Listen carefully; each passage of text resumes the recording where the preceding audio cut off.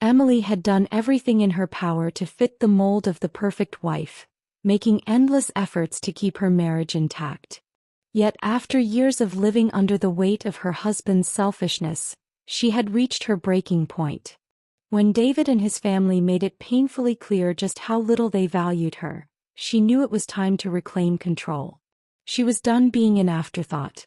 Stay tuned to witness Emily's transformation as she takes a stand for herself. And don't forget to subscribe for more stories of resilience and self-discovery. The car felt stifling, the back crammed with luggage. "Mom, Dad, are you feeling hot?" "Yes," my father sighed. "It's tough going home like this in such a cramped space." Then he turned to me, his tone suddenly sharp. "Emily, do you understand what we're trying to say?" Caught off guard, I blinked. "What do you mean? You don't get it?" His voice was almost mocking. "You should be grateful for the chance to walk home for 5 hours. It's good for your health. Consider yourself lucky for such an opportunity." That was the final straw. Tension built inside me like a storm ready to break. "Fine," I snapped. "I'll get out and walk. It's not a problem, I can already see our house from here." Their laughter at my response only cemented my resolve. That was it. I had a plan now. I wouldn't hold back any longer. The years of buried resentment were about to erupt. Emily Hansen, was a 27-year-old housewife, married for just 6 months. I had met my husband, David, in a university hiking club. Our shared love for adventure and the outdoors brought us together quickly. David had always been the center of attention, confident, active, and quick to take charge. Naturally, when we became a couple, he assumed control in our relationship as well. "I feel like eating Chinese this weekend," I'd suggest. "That's not happening," he would dismiss. "We're going hiking. Be ready. And prepare lunch for 2. If I hesitated, he'd say, "It's troublesome when you suddenly demand things. Are you really arguing with me?" His words were always final. It was easier to go along with his decisions rather than assert myself. Looking back, I see now that my silence only fed his selfishness. Despite this, I married him, believing that beneath his dominant nature he was dependable. But when we started discussing marriage seriously, he shattered that illusion. "Emily, you'll quit your job when we get married, right?" "But I love my job," I protested. "Why is a woman arguing about this? Your job is just a distraction. It's not at the same level as mine. Your duty is to manage the household and support my career. That's what truly matters." In David's eyes, my career was insignificant. Only his ambitions held value. I hesitated, but eventually I agreed to leave my job and become a full-time housewife. Even then, I couldn't understand why he insisted on me giving up work when managing both roles would have made life easier for us. It wasn't until after we got married that I realized his true intentions. When we visited his parents to announce our engagement, reality hit me like a slap to the face. "Mom, this is Emily, my future wife," David said with pride. "She's quitting her job to take care of the house." His mother raised an eyebrow. "Really? I just hope she won't be too dependent on my son's wallet. She doesn't seem to have many skills, but I suppose we have to approve of this marriage." David's words had been sharp, but the coldness in his mother's voice stung even more. He had made it seem like quitting was my decision, but in truth, it was a cage he built around me. He believed making me financially dependent on him was his duty as a reliable husband. In his mind, I was just a tool to enhance his image in front of his mother. I should have spoken up, but I knew if I did he would get angry. So I endured it in silence. "Couldn't you have married someone more attractive?" his mother had mused one evening. "Emily is plain, and since she doesn't work, she doesn't even have any special skills. It's like supporting a grown child. You're very kind to marry such a woman." David seemed to bask in her approval. To her, he was the ideal man, strong, dependable, and sacrificing so much for me. Over time, he became more negligent, refusing to even place his clothes in the laundry basket. Having grown up pampered in his parents' home, he never learned basic household skills. Without me he couldn't even make himself a meal.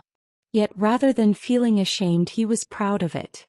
In his eyes, earning money made him superior, and I was expected to follow his lead without question.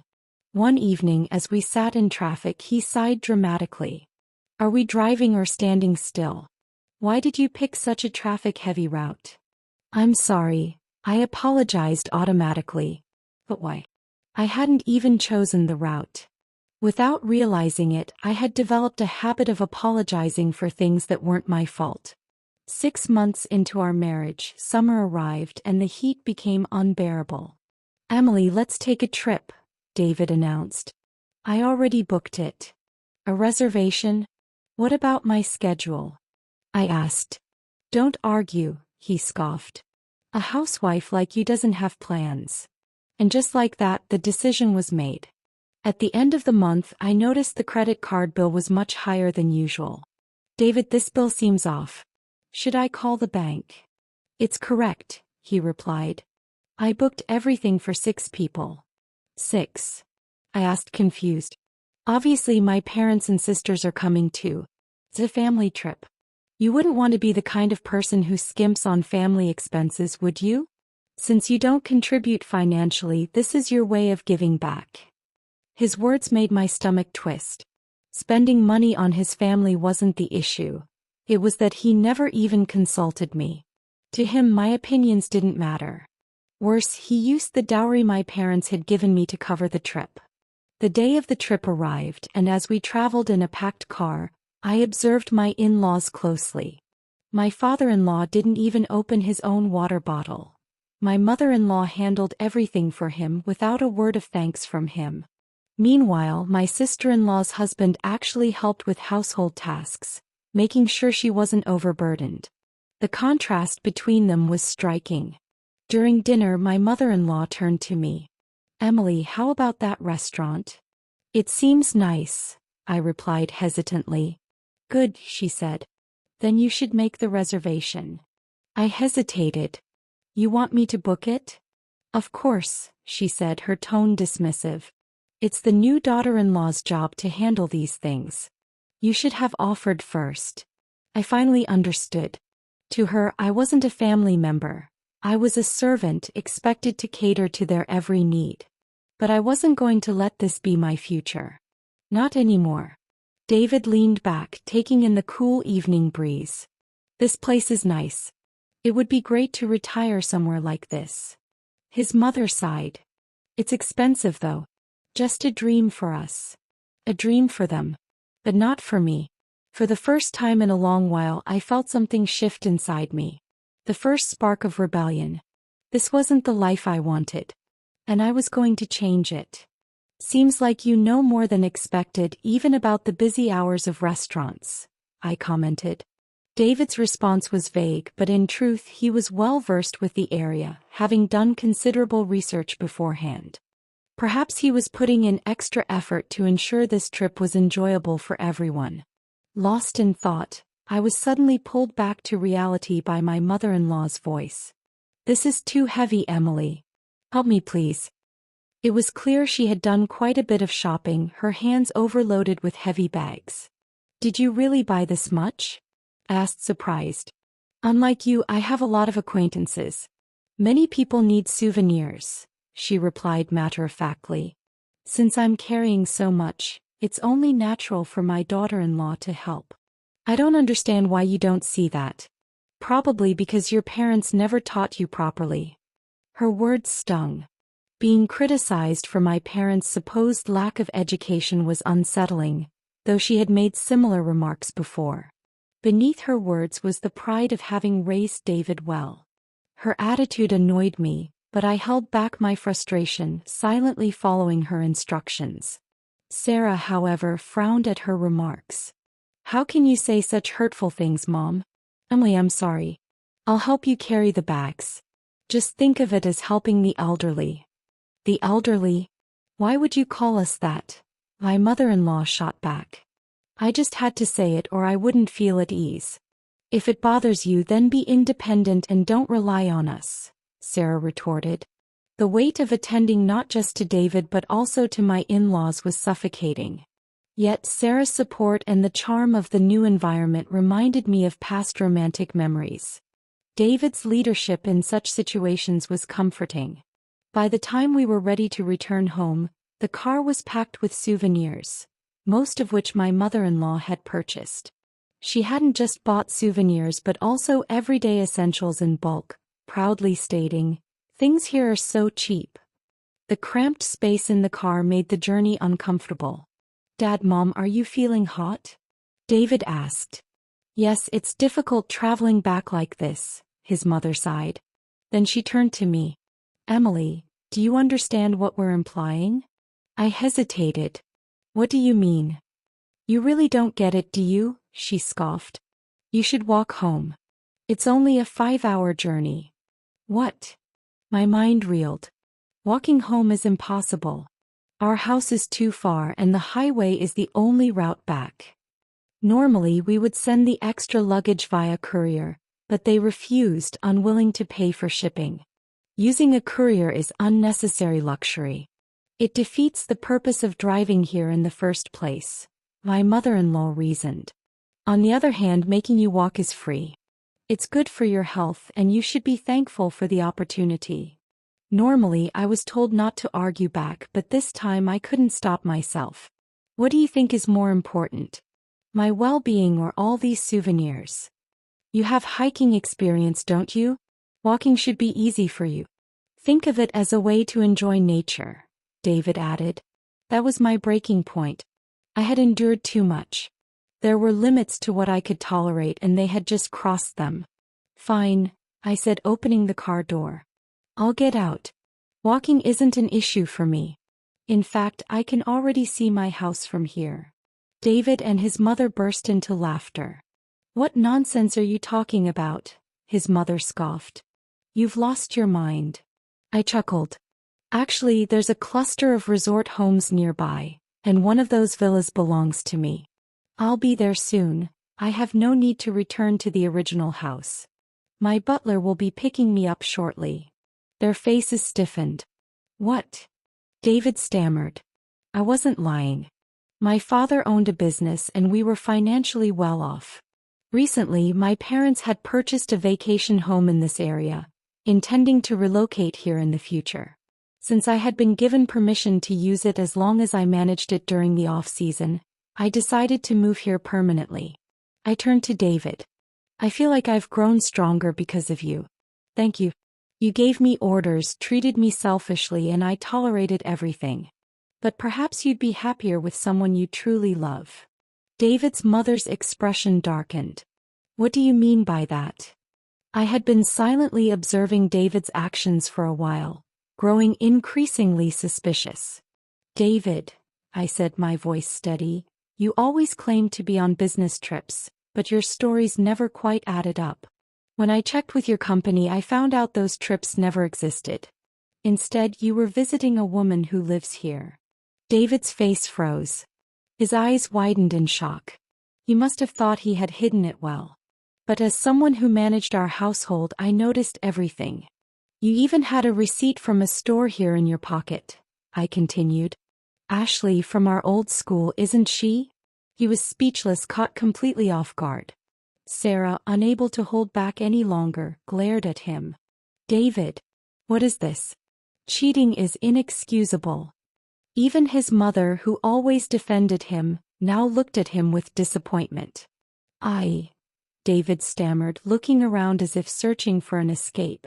"Before we got married, I found out through social media that an old classmate lived here. I was attracted to her back in school. As we reconnected, we became close again. I haven't crossed the line yet, but I want to start a new life with her." His confession was like a heavy weight in the air. So this wasn't just a fling. David was serious. He had already made his choice and it wasn't me. His parents were just as stunned. "What are you saying? What was your marriage to Emily then?" his father asked, bewildered. "I made a mistake. If I had met them in a different order, I would have married Ashley," David admitted. "My relationship with Emily just happened. I convinced myself it was just bad luck. So that was it. Our marriage was never what he truly wanted." No wonder he had been so dismissive toward me. He had hoped I'd initiate the divorce. Now I felt nothing for him. Even if his relationship with Ashley hadn't progressed yet, he had betrayed me. I pulled out the divorce papers I had prepared in advance. David signed these. You won't regret this, will you? He barely hesitated. Yeah, it's probably for the best. This will clear things up and I can pursue Ashley freely. He signed the papers quickly as if he had been waiting for this. Watching him, I smiled inwardly. Placing the documents in my bag, I turned to him. Oh, by the way, I contacted Ashley. She was shocked when she found out you were married. David's eyes widened. Ashley and I were close friends, I continued. I reached out to warn her about you. But guess what? She already has a boyfriend. She never had any interest in you. David's face turned pale. The reality of his actions finally hit him. And with that, I walked away, toward my new life, leaving him to deal with the consequences of his choices. To prove her point, Ashley openly admitted that David had been visiting her under the guise of meeting her. It seemed she had no shame in revealing this. She's getting married this fall, you know. You might have been thrilled to reconnect with someone you once admired, but for Ashley you were just a friend, she continued. It was almost laughable that David had divorced me for another woman, only to find his feelings unreturned. David's face grew pale and even those around us could notice the shift. Are you lying to deceive me? How low can you go? He yelled. No matter how much you criticize me, the facts won't change. It seemed that Ashley hadn't publicly announced her engagement yet, but she had shared the details with me privately. At that moment, I showed David a message from Ashley on my phone.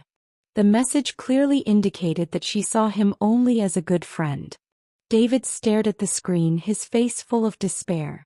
Don't even think about remarrying me, he muttered, his voice low and bitter. I'm not someone who marries just to fill a gap. From now on, you should live freely without relying on anyone.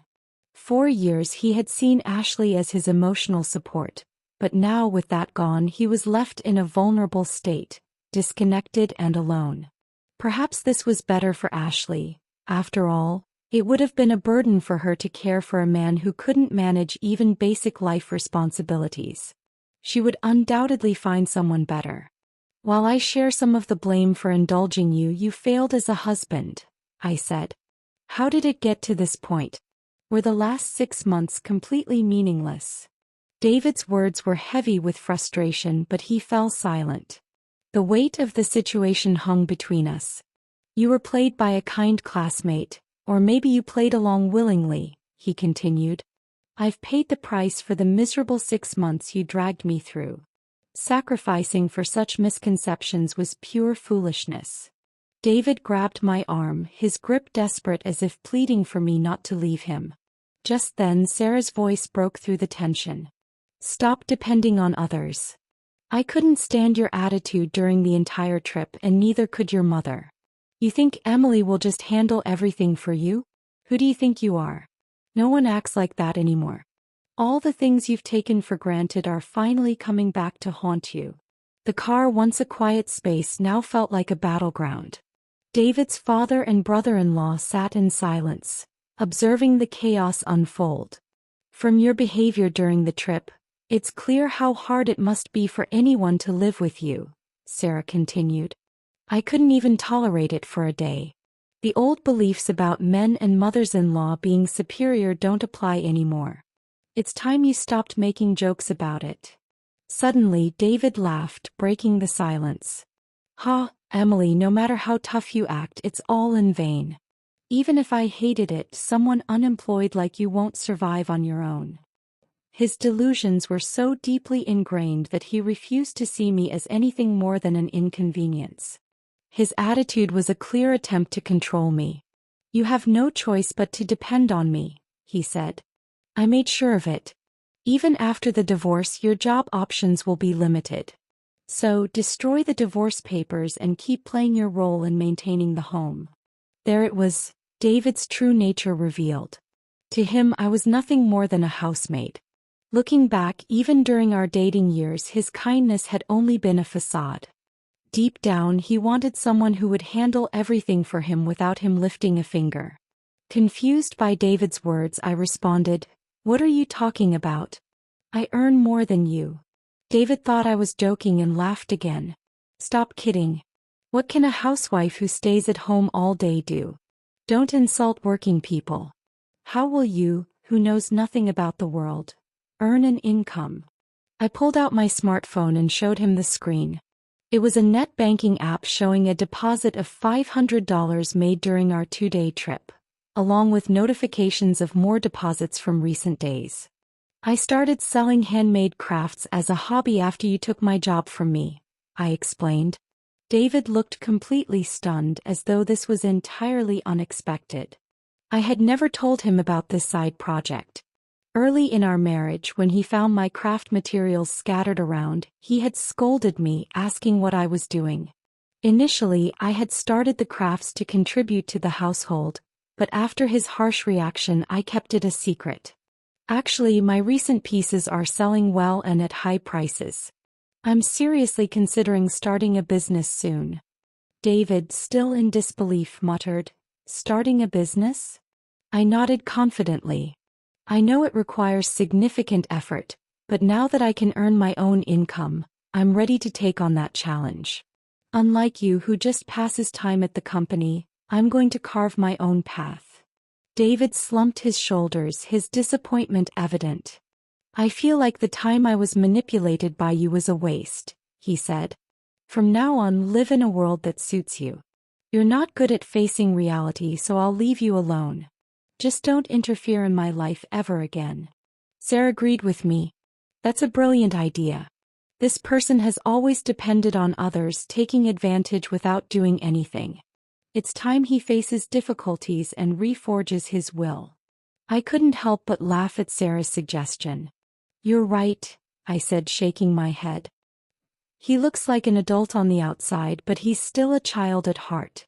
I'm tired of playing mother to a grown-up kid. It would do him some good to try living on his own for once." As I opened the car door, I said, "I'll walk back home. It's only 10 minutes away." I slammed the door shut and began to walk away, but not before leaning through the window with a smile. "Oh, by the way," I added casually, "your mother said she couldn't live here, but I'm sorry, it looks like I'm the one who'll be enjoying this wonderful place. I'll do my best to make sure you can live here too, though. Now I'm off to enjoy my life surrounded by nature." I waved cheerfully, savoring the feeling of relief. David's frustration was mirrored by his mother's grimace. That was it. I had finalized the divorce with David, secured a small amount of savings, and received compensation for the years of hardship I had endured. I used that money to start fresh and build my own business. Sarah and I remained close friends even after the divorce. She told me about the chaos that followed my departure. David lost all his spirit, and his mother was completely rattled by the news of my new business. "Those two are hopeless," Sarah said, laughing. "Even if David dates someone in the future with his personality, marriage will be nearly impossible." I can imagine that perfectly. Even if David somehow changes, his domineering mother will always be lurking in the background. Any woman with a shred of self-respect would run. David, now living on his own, was struggling. His father had cut him off, refusing to help. Sarah couldn't help but laugh, predicting a rough future for him. Meanwhile, Sarah had distanced herself from her mother, significantly reducing her stress levels. One day she came to visit my home. She looked around, clearly impressed. "It's a beautiful and stylish place," she said. "I'm really looking forward to this visit. It's a nice change of pace for me, and the climate here is so refreshing. It feels like I'm connecting with a new sister." Her words warmed my heart. After everything, it felt strange yet comforting to bond with Sarah, free from the bizarre family ties. I handed her a piece of jewelry I had crafted with her in mind. "I made this for you," I said. Her eyes lit up as she took it. "This is beautiful. You made this yourself, Emily? You really have a talent. I'm going to wear it right now." Seeing her happiness brought me joy as well. In that moment, I realized that despite my marriage to David not turning out as I had hoped, Meeting someone as wonderful as Sarah made it all worth it. From now on, I would live life to the fullest in my peaceful new home surrounded by nature. I would no longer be trapped by the past. I was finally free, building a future full of joy, companionship, and purpose. What do you do when you realize that despite everything you've given, the person you thought loved you only saw you as a means to an end? Emily spent years giving, compromising, and sacrificing for David. She put her career on hold, endured his controlling behavior, and played the role of the perfect wife, even when it meant being belittled and treated as invisible. But everything changed when she discovered the truth. David had never truly loved her. He had been leading a double life, using her as a stepping stone while secretly pursuing another woman. The final straw came when he dismissed her feelings, telling her to walk home for hours instead of offering the respect she deserved. That was when Emily finally broke free. She realized she had been living for everyone but herself. No longer would she cater to David's whims or endure manipulation from his mother. Armed with her own business, newfound independence, and Sarah's support, Emily embraced the life she had always wanted. The divorce, the house, the business, it all became the foundation of her freedom. So here's the question. Have you ever felt trapped in a relationship giving more than you were getting? When do you reach the point where enough is enough? Let's talk about it in the comments, and if this story resonated with you, don't forget to like, subscribe, and stay tuned for more empowering stories.